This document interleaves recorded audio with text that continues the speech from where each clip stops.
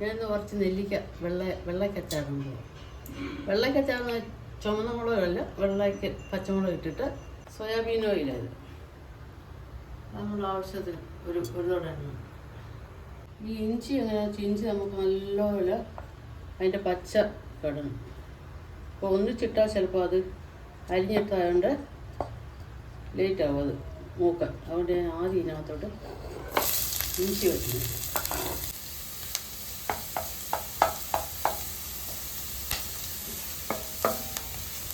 വെളുത്തുള്ളി കൂടെ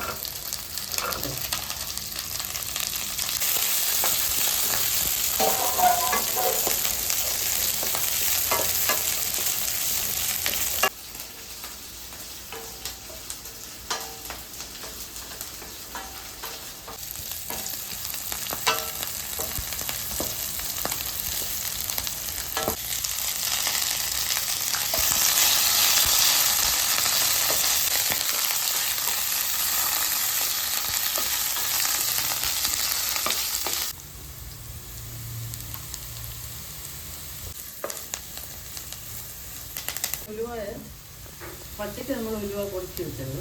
ഉലുവ ഒത്തിരി ഒന്നും ചേർത്തില്ല, ശക്കല ചേർക്കാം, ഒരു ടേസ്റ്റ്.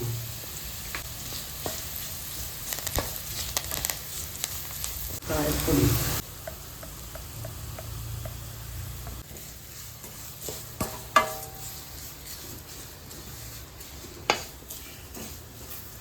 ഇതെല്ലാം മൂത്തെല്ലാം മണം വരുന്നുണ്ട്.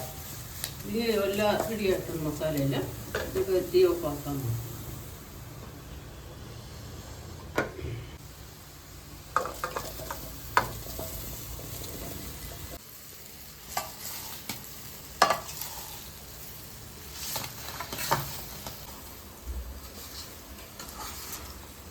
ഉപ്പുവെള്ളത്തിൽ നമ്മൾ ഇട്ടെടുത്തത് നെല്ലിക്ക, അതുകൊണ്ട് നമ്മൾ ഒത്തിരി ഉപ്പ് വേണ്ട, കുറച്ച് ഉപ്പ് കൊടുത്തു.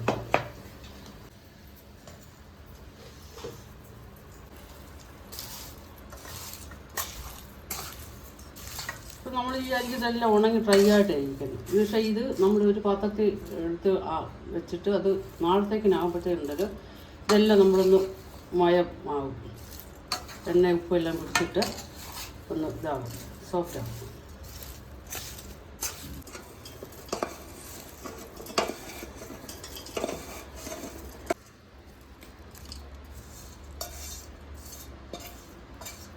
പിന്നെ നമ്മൾ എണ്ണ കൂടുതൽ വേണ്ടിയവർ എണ്ണ വേണം, ശകലം കൂടി ചൂടാക്കി നമ്മൾ കുപ്പിക്കകത്തെടുത്ത് വെക്കുന്ന സമയത്ത് ശകലം കൂടി ചൂടാക്കി ഒഴിച്ചൊന്ന് മിക്സ് ചെയ്തിട്ട് ആറിയിട്ട് മിക്സ് ചെയ്തിട്ട് എടുത്ത് അടച്ചു വെച്ചാൽ എത്ര നാളിരുന്നാലും ഇങ്ങനെ കേടും പറ്റില്ല.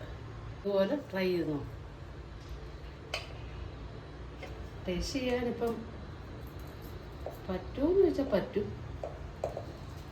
ഇതേ നമ്മൾ ഉപ്പും ഇതെല്ലാം സോഫ്റ്റ് ആണെങ്കിൽ നാളത്തേക്കിനാകത്തുള്ളൂ. ഇപ്പോൾ ഇട്ടാൽ നമ്മളിതിങ്ങനെ കഴിക്കാൻ പറ്റില്ല.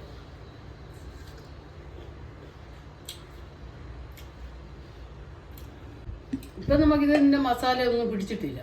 അപ്പോൾ നമ്മൾ നാളെ ഇപ്പോൾ ഇത് നോക്കിയാൽ നമ്മളിത് ഇതിൻ്റെ ഇഞ്ചിയും ഉപ്പും എല്ലാം ഇത് പിടിച്ചിരിക്കും. അപ്പോൾ നല്ല ടേസ്റ്റായി.